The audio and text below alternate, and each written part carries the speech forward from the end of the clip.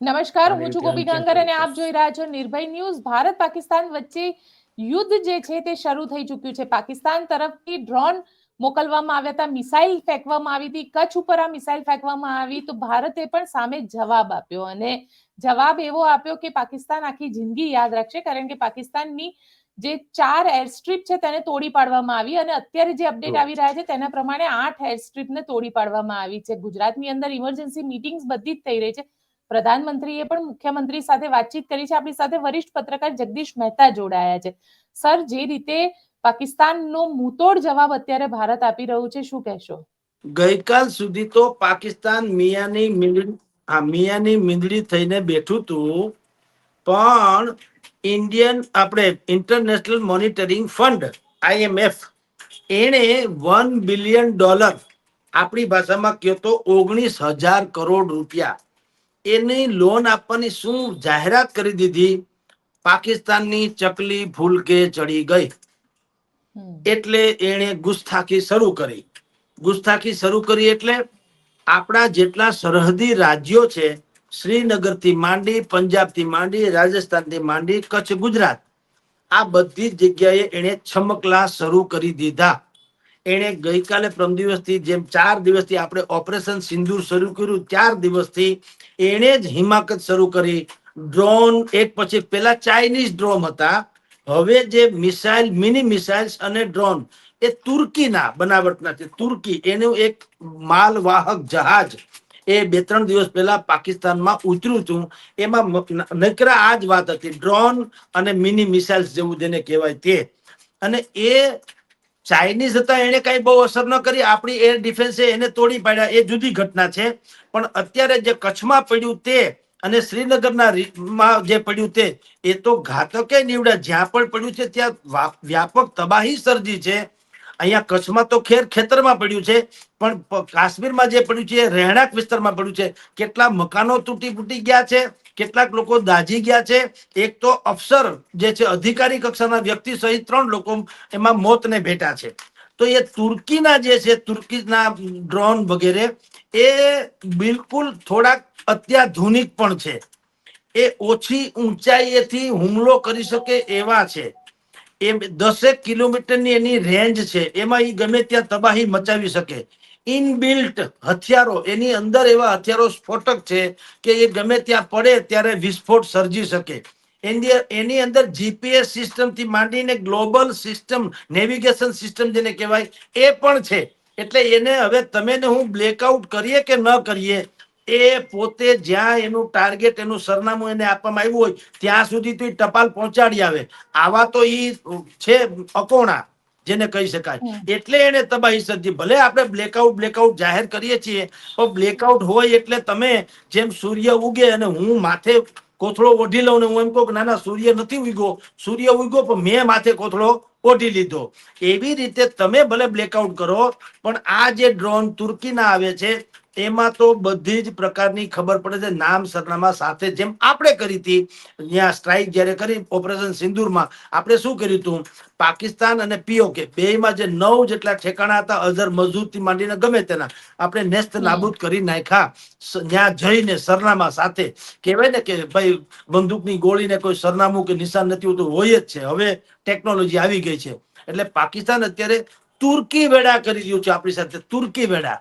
કારણ કે 2 પરિસ્થિતિ એના માટે પ્લસમાં થઈ છે. તુર્કીએ એને આવા ડ્રોન અને મિસાઇલ સહિતના વિસ્ફોટકો અને શસ્ત્રો પહોંચાડ્યા છે, અને IMF, ઇન્ટરનેશનલ મોનિટરિંગ ફંડે, એને $1 બિલિયન લોન આપી છે. આ બેયને કારણે ગઈકાલ સુધી મિયાની મીંદડી થયેલી શાહનવાજની સરકાર જે છે એની ચકલી ફૂલકે ચડી છે બેન. અને એટલે એને ભારતમાં તબાહી મચાવવાનું કાવતરું એને ગઈકાલે સંસદમાં પણ કીધું. ત્યાંના ખ્વાજા જે રક્ષામંત્રી છે એને કીધું કે જો કોઈ એમ માનતું હોય કે પાકિસ્તાન ડરી ગયું છે તો હવે તો પૂર્ણપણે અમે યુદ્ધ કરીને જ રહેશું.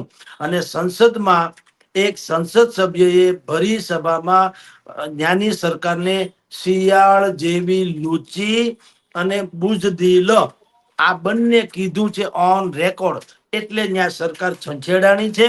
અને અત્યારે તમે ને હું ચર્ચા કરીએ છીએ ત્યારે શ્રીનગર થી માંડીને કચ્છ, ગુજરાત સુધી એની હિમાકત આપણે જોઈ રહ્યા છીએ બેન. જી સાથે સર એ પણ જાણવું છે કે કચ્છની અંદર જે રીતની સ્થિતિ, કારણ કે કચ્છમાં આર્મીનો એક મેજર બેઝ કેમ્પ છે અને 1971ની જે વોર હતી એ વોરમાં પણ એ બેઝને ક્યાંક એરફોર્સની જે સ્ટ્રીપ હતી એ સ્ટ્રીપને તોડી પાડવામાં આવી હતી. એટલે ભુજ અને કચ્છ એ સૌથી મોટું ટાર્ગેટ છે, પણ સરકાર દ્વારા આખા ગુજરાતને એલર્ટ પર રાખવામાં આવ્યું છે. બેન, એટલું એલર્ટ કચ્છને તો રાખવું પડે એમ નથી, કારણ કે એ લોકોએ તો 65 થી માંડીને 71 બંને જે યુદ્ધ થયા એનું તો કચ્છ બિલકુલ સાક્ષી છે. એના માટે આ રોજનું છે એમ કે તો આને એને શીખવાડવું પડે એમ નથી. અત્યારે તમે જુઓ જે રીતે એની મિસાઇલ, એક નાની મિસાઇલ આવીને તૂટી પડી છે અહીંયા કચ્છમાં, તો કચ્છના જ લોકોએ સ્વયંભૂ નક્કી કર્યું છે, એના તમામ વેપારી મહામંડળોએ નક્કી કર્યું છે કે આપણે કચ્છના ભુજ, ખાવડા, નલિયા, અબડાસા એ બધા જ લોકોએ નક્કી કર્યું છે કે સાંજે 7 વાગ્યા પછી દુકાનો બંધ કરી દેવી અને કોઈએ બિનજરૂરી રીતે બહાર નીકળવું નહીં. અત્યારે જે આદિપુરની બાજુમાં ધ્રુફી નામનું ગામ છે, જ્યાં એનો કાટમાળ મળી આવ્યો છે ડ્રોનનો, એ બિલકુલ એસઓજી ઓફિસની બાજુમાં છે. ત્યાં તંત્ર પહોંચી ગયું છે. કચ્છમાં જરાય અફડાતફડી નથી. એ લોકો માટે મેં કીધું એમ રોજનું થયું. અત્યારે તો આ મિસાઇલ ને નાના નાના ડ્રોન આવે છે. ભૂતકાળમાં તો આપણે બધા જાણીએ છીએ કે બોમ્બબારી પણ થઈ હતી, એટલે કચ્છ માટે આ નવું નથી. પણ બાકીના અને એટલા બધા એલર્ટ છે કે એ લોકોએ સ્વયંભૂ નક્કી કરી નાખ્યું છે 7 વાગ્યા પછી ન દુકાન ખોલવી, ન કોઈ જળહળાટ કરવો, સંપૂર્ણપણે બ્લેકઆઉટ પાડવું, બિનજરૂરી રીતે ક્યાંય જવાનું ટાળવું. રાજ્ય સરકારે પણ તમામ પ્રકારના સાવધાનીના પગલા લીધા છે. તમામે તમામ સરકારી કર્મચારીઓને રજા રદ કરી દીધી. સિવિલ હોસ્પિટલમાં જે કાંઈ ઇક્વિપમેન્ટ કહેવાય, ઉપકરણો કહી શકાય, ઇમરજન્સીમાં કામ લાગે એવા હેલ્થને લગતા તે બધાથી સજ્જ કરવાની વ્યવસ્થા કરવામાં આવી. તમામ ડોક્ટર અને પેરામેડિકલ સ્ટાફ, નર્સિસ વગેરેને પણ બિલકુલ સ્ટેન્ડ બાય રહેવાનો આદેશ આપવામાં આવ્યો છે. કોઈને કોઈ પ્રકારની રજા આપવામાં આવી નથી ત્યાં સુધી કે શિક્ષકોને પણ કીધું છે તમે પણ વેકેશન ભલે હોય તો પણ તમે સ્ટેન્ડ બાય રહેજો. એટલે સરકારે પગલા ભર્યા છે. લોહીનો જથ્થો પૂરતા પ્રમાણમાં તૈયાર રહે એટલે અત્યારે કચ્છ, ભુજ, મોરબી, અમરેલી, રાજકોટ ઇત્યાદિ ગામોમાં મોટા પાયે મેડિકલ કેમ્પ જનતાએ શરૂ કરી દીધા છે સ્વયંભૂ, અને વિશાળ માત્રામાં એ રક્ત એકત્રિત થઈએ એ આપણે સિવિલ હોસ્પિટલ થી માંડીને સરકાર જ્યાં કે ત્યાં પહોંચાડવાની વ્યવસ્થા કરવામાં આવી રહી છે. બીજું, અમદાવાદ થી 75 જેટલી ન્યૂ બ્રાન્ડ એમ્બ્યુલન્સ એ કચ્છમાં સ્પેસિફાઈ મૂકવામાં આવી છે. એ પણ કચ્છ સહિતના સાગરકાંઠાના જેટલા, અમરેલી થી માંડીને સાગરકાંઠાના જેટલા ગામો છે, સોમનાથ ઇત્યાદિ, ત્યાં પણ આ પ્રકારની ઇક્વિપમેન્ટ મોકલવામાં આવી છે. એટલે કે સરકાર બધી જ રીતે તૈયાર છે. ઓક્સિજનનો સ્ટોક કરી રહી છે, લોહીનો સ્ટોક કરી રહી છે, દવા પણ જેટલી આવશ્યક માત્રામાં જરૂર પડે એવી સંભાવના હોય તો એટલો દવાનો સ્ટોક કરવામાં આવી રહ્યો છે. અનાજ, કરિયાણું અને ડીઝલ, પેટ્રોલ અને ખાદ્ય તેલ વગેરે એનો પણ બિલકુલ પૂરતી માત્રામાં ચારેકોર વિતરણ થઈ શકે એ સંજોગોમાં કરી દેવામાં આવ્યું છે. સામાજિક સંસ્થાઓને આદેશ કરી દેવામાં આવ્યો છે કલેક્ટર થ્રુ કે તમે હજારો કે લાખોની સંખ્યામાં ફૂડ પેકેટ તૈયાર કરવા માંડો. અને 15મી તારીખ સુધી જુઓ બેન, બહુ મહત્વપૂર્ણ વાત છે. 15મી તારીખ સુધીની આ બધી જ કવાયતને ડેડલાઈન આપવામાં આવી છે કે આ તારીખ સુધીમાં બધું જ, એટલે કે 15મી તારીખ સુધીમાં તૈયાર નહીં, ત્યાં સુધી જરૂર પડે એમ છે, એમ કે છે. અર્થાત આજે આપણે વાત કરીએ છીએ ત્યારે 10 તારીખ છે, 15મી તારીખે 5 દિવસ પ્રત્યેક રાત કયામતની રાત પણ બની શકે. એટલે પેનિક ન સર્જાય, અફડાતફડી ન સર્જાય અને નાગરિકોને યુદ્ધના સમયમાં પણ બધી જ આવશ્યક ચીજ વસ્તુઓ મળી રહે એટલે ખભે ખભા મિલાવીને આખું તંત્ર, જનતંત્ર બે ખભે ખભા મિલાવીને સંભવિત યુદ્ધના જે એમાં બનાવ બનવા પામેલું હોય તો એ તમામ પરિસ્થિતિને પહોંચી વળવા માટે તૈયારી કરી રહ્યા છે. જી બેન.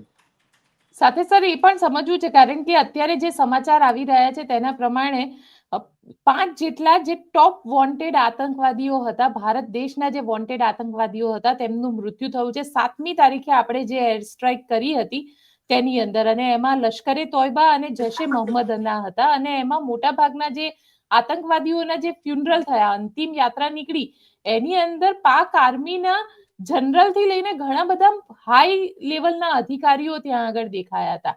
એટલે પાકિસ્તાન ભારત દેશની અંદર એક પ્રોક્સી વોર જ ચલાવે છે આતંકવાદીઓ થકી. બેન, એ તો એક ને એક બે જેવી વાત છે. હવે ભારતે સાબિત કરવાનું રહેતું નથી. અઝહર મસૂદના 14 જણા આતંકવાદી જે કાલે મરી ગયા, માની આપણે એને મારી નાખ્યા રાધર, એના જનાજામાં પણ લશ્કરી અધિકારીઓ અને કેટલાક સત્તાધીશો હતા. અને આપણે જાણીએ છીએ એ લોકોએ એનો પાકિસ્તાનનો રાષ્ટ્રીય ધ્વજ એના તાબૂત ઉપર ઓઢાડ્યો.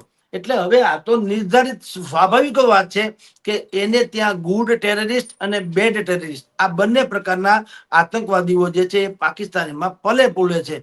વિશ્વને હવે કાંઈ કહેવાની જરૂર નથી. વિશ્વ પાગલ નથી, પણ વિશ્વ કેવું છે, બુદ્ધિપૂર્વકનું દોધારું છે.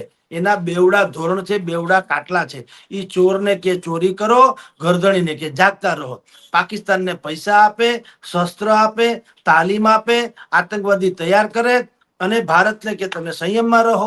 એટલે આ વિશ્વના બેવડા ધોરણ છે. હવે નરેન્દ્ર મોદીની સરકાર એમાં ક્યાંય જાચામાં આવે એમ નથી, જાળમાં આવે એમ નથી. અત્યાર સુધી તમે ગોપીબેન, તમે જર્નાલિઝમમાં છો, આપણે આમાં જાણીએ છીએ, અત્યાર સુધીની સરકારો શું કહેતી હતી, કોઈ પણ ઘટના બને તો કે પડોશી બદલે નહીં જાતે. એટલે પડોશી બદલે નહીં જાતે, એ આપણી જ નબળાઈ શું કામ? પાકિસ્તાનને માટે આપણે પડોશી નથી તો ઈ કાં ફફડતા નથી? એટલે આવી જે ઘીસી પીટી કેસેટ વગાડનારી સરકારો હતી, એને સત્યાનાશ વાર્યું. એટલે આપણે અહીંયા સુધી પહોંચ્યા.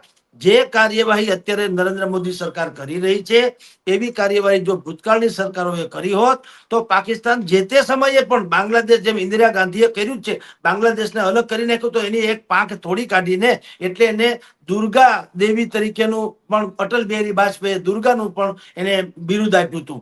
એવું હવે નરેન્દ્ર મોદી સરકાર કરવા જઈ રહી છે. પાકિસ્તાનને 4 ભાગમાં વેચી નાખી, એટલે કટકા કરી નાખી, એટલે ડખો મટકે. એક જે અત્યારે થયું છે, બલુચિસ્તાન વાળાએ તો ક્વેટા શહેર કબજે કરી લીધું, અને પાકિસ્તાની આર્મી ત્યાંથી ઊભી પૂંછડીએ ભાગી ગયા. એટલે બલુચિસ્તાને તો પોતાનો એક સ્વતંત્ર રાષ્ટ્ર ઘોષિત કરી દીધું. એને યુનાઇટેડ નેશનને પત્ર લખ્યો કે તમે અમને સ્વતંત્ર રાષ્ટ્ર જાહેર કરો, અને ભારત સરકારને લખ્યું કે દિલ્હીમાં દૂતાવાસ અમને આપો. એટલે હવે એક તો પાંખ લગભગ કપાઈ ગઈ એમ સમજી લ્યો. ખાલી હવે સત્તાવાર કે અધિકૃત જાહેરાત જ બાકી છે. એવી રીતે અહીંયા જેમ બલુચિસ્તાને કર્યું, એવી રીતે ખૈબર પખ્તુનવા ઈ પણ આમ જ છે, બળવો ચાલે જ છે, ને ઈ પણ જુદું થવાનું છે. પીઓકે તો આપણું છે જ, પંજાબ પ્રાંત ને સિંધ વગેરે છે, એમાંય આવું ચાલે છે. સરવાળે વાત એ છે કે નરેન્દ્ર મોદીએ 2 દિવસ પહેલા કીધું એ લડાઈ લંબી ચલેગી. એટલે કે આપણે તરત ને તરત બોમ્બ મારીને આખું ભસ્મીભૂત કરી નાખીએ એમ કરવાની જરૂર નથી. એમ કરવાથી તો વિશ્વના જેટલા કટ્ટર ઇસ્લામિક રાષ્ટ્રો છે, એને આપણે હાથે કરીને દુશ્મનાટ વહોરી લેશું. એને બદલે આપણે શું કરવા માંગીએ છીએ કે 4 ટુકડામાં જે ત્યાં અત્યારે વિદ્રોહ ચાલે છે, એની પાપે ભાંગી પડે. જૂનું ઘર હોય ને પોતાના જ કાટમાળના ભારથી તૂટી પડતું હોય છે. પાકિસ્તાનની ભીતરમાં જે આ ચાલે છે, એ ચારેય લોકોને એની રીતે જ એ લોકો અલગ અલગ થઈ જાય તો અત્યારે જે આખું પાકિસ્તાન છે, જે ડ્રેગન જેવું છે, એનો નકશામાં જુઓ તો ડ્રેગન જેવું લાગે. એના 4 ટુકડા થઈ જાય તો થઈ જાય જુનાગઢ જેવડા. પછી તો ક્યાં કઈ વાત જ આવે. એ કઈ પછી આપણી સામે ગુરક્યા કરી શકે, આપણી હું કોઈની સામે કરી શકે એમ નથી. અને જે 3 અલગ ટુકડા કે 4 અલગ ટુકડા થવાના છે, એ 4 ટુકડા જે છે એને પાકિસ્તાન હારે વેર છે, ભારત હારે નહીં. આ બહુ સમજવા જેવી વાત છે. જે સૂચિત સ્વતંત્ર દેશો છે, જેમ કે બલુચિસ્તાન, જેમ કે ખૈબર પખ્તુનવા, જેમ કે પીઓકે નું પાકિસ્તાન અધિકૃત કાશ્મીરનો વિસ્તાર, અને જેમ કે પંજાબ પ્રાંત ઇત્યાદિ, આ ચારેય જે લોકો પોતપોતાની સ્વતંત્રતા એટલે પાકિસ્તાનથી અલગ થવા માંગે છે, એ લોકો ભારતથી વિરુદ્ધ નથી, પાકિસ્તાનથી વિરુદ્ધ છે. એટલે કે પાકિસ્તાન ચારે બાજુ ભારતના ચાહક એવા રાષ્ટ્રોથી અથવા તો એવા પ્રદેશોથી ઘેરાઈ જશે. તમે સમજો. એટલે ભારતે ભવિષ્યમાં કાંઈ કરવું ન પડે. આ ચારેકોર આપણા મિત્રો વચ્ચે પાકિસ્તાન, એટલે પાકિસ્તાને જેમ અત્યારે ઇઝરાયલ જે છે એ એના શત્રુથી ઘેરાયેલો દેશ છે. હાલાકી ઇઝરાયલ તો તાકાત વાળો છે એટલે વાંધો નથી. પાકિસ્તાન પાસે એવી કોઈ તાકાત રહેવાની નથી. અને ચારે તરફ જો આવા સ્વતંત્ર રાષ્ટ્ર થઈ જાય, પીઓકે આપણું થઈ જાય, ખૈબર પખ્તુનવા જે સ્વતંત્ર રાષ્ટ્ર થઈ જાય અથવા પોતાનો પ્રદેશ જુદો સાબિત કરે, બલુચિસ્તાનને જે પોતાનું રાષ્ટ્ર સાબિત કરે, તો પાકિસ્તાન જે કઈ બચ્યું કૂચ્યું હશે, જેમ નરેન્દ્ર મોદીએ કીધું ને, आतंकवादियों की बची कुची जमीन है और उनके जो आका है उनको कल्पना से परे हम लोग सजा करने जा रहे हैं. ઈ આ કલ્પના સે પરે એટલે તમે અખંડ રહી જ નહીં શકો, પછી ક્યાં પ્રશ્ન છે? તમે સ્વયં તમારી અસ્તિત્વ ટકાવવા માટે તેને ઝઝુમશો અને ચારે તરફ ભારતના મિત્ર અને પાકિસ્તાનના શત્રુ એવા પ્રદેશોથી પાકિસ્તાન ઘેરાયેલું રહેશે. એ સ્થિતિ તરફ જઈ રહ્યા છીએ આપણે. અત્યારે જે હિમાકત થઈ રહી છે એ તો કેવળ ને કેવળ આમ તમે જુઓ તો ટ્રેલર છે, પિક્ચર અભી બાકી હૈ. જી બેન, તમે કહી રહ્યા છો કે આ ટ્રેલર છે, પરંતુ જે રીતે મીડિયાની અંદર જોવા જઈએ તો મીડિયામાં ફેક વિડીયોઝ જે રીતે સામે આવી રહ્યા છે અને એટલા બધા ફેક વિડીયો, ફેક સમાચાર સામે આવે છે અને ક્યાંક ને ક્યાંક ઇસ્લામાબાદ ઉપર ભારતીય સેના ઘૂસી ગઈ અને લાહોર ઉપર કબજો લઈ લીધો ને આ બધા જે ફેક ન્યૂઝ આવે છે એને લઈને સતત ગવર્મેન્ટ ઓફ ઇન્ડિયા પણ કહી રહી છે કે ફેક ન્યૂઝથી સાવધાન રહો. આપ શું માનો છો કે ન્યૂઝની હોડમાં આ બધું થઈ રહ્યું છે? બેન, આપણે જેમ સંબંધો વિશે કહીએ છીએ ને કે દરેક વસ્તુ દौलतથી માપી શકાતી નથી. કેટલીક વસ્તુ બીજી બધી બાબતોનું ધ્યાન, दौलत को ही सब कुछ समझा जाता है, अच्छा खासा दोस्त दुश्मन बन जाता है. એમાં ટીઆરપી ની હોડમાં જે કેટલીક મેઇન સ્ટ્રીમ મીડિયાથી માંડીને યુટ્યુબર સુધીના કે મીડિયા એ જે અત્યારે પોતે પોતાની મેળે બધું આકલન કરીને હાહાકાર મચાવે છે એ બિલકુલ ગલત છે. આપણે અત્યારે જે બ્રીફિંગ કરવામાં આવી રહ્યું છે વિદેશ મંત્રાલય તરફથી, રોજે રોજ બ્રીફિંગ કરવામાં આવી રહ્યું છે, જે એના જેવું જ આપણે સંયમ જાળવવો જોઈએ. તમે ને મેં 2 દિવસ પહેલા મેઇન સ્ટ્રીમ મીડિયામાં પણ જોયું હતું કે આપણું આઈએનએસ વિક્રાંત જે છે એ ત્રાટક્યું છે, કરાચી બંદરગાહ આખું તબાહ કરી નાખ્યું. તો હવારે બીજા છાપામાં કે દુનિયાભરના છાપામાં ન આવે, એના દ્રશ્યો ન આવે.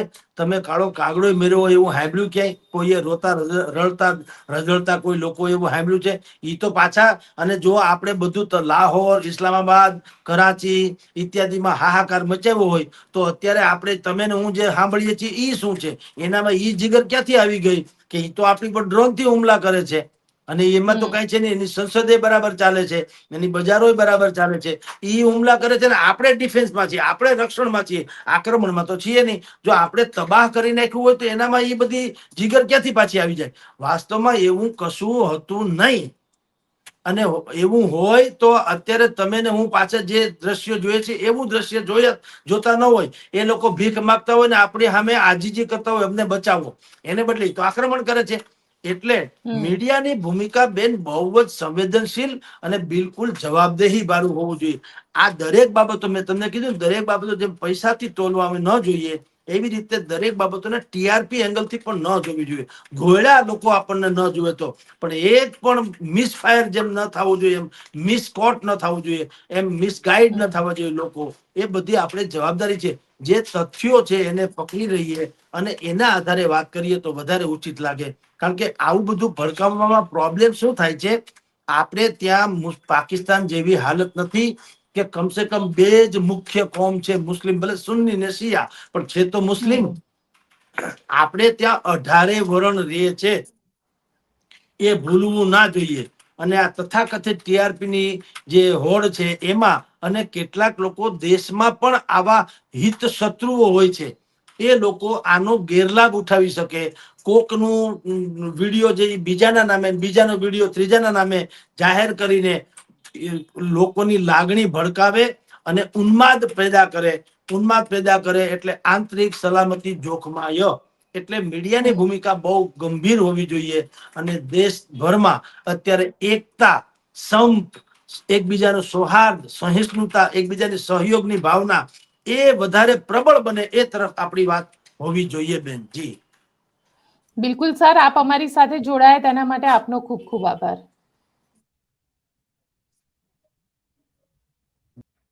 તો આપ શું વિચારો છો મને કોમેન્ટ બોક્સમાં ચોક્કસથી લખીને જણાવજો અને અમારી ચેનલ નિર્ભય ન્યૂઝને લાઇક, શેર અને સબસ્ક્રાઇબ કરવાનું ભૂલશો નહીં. આભાર.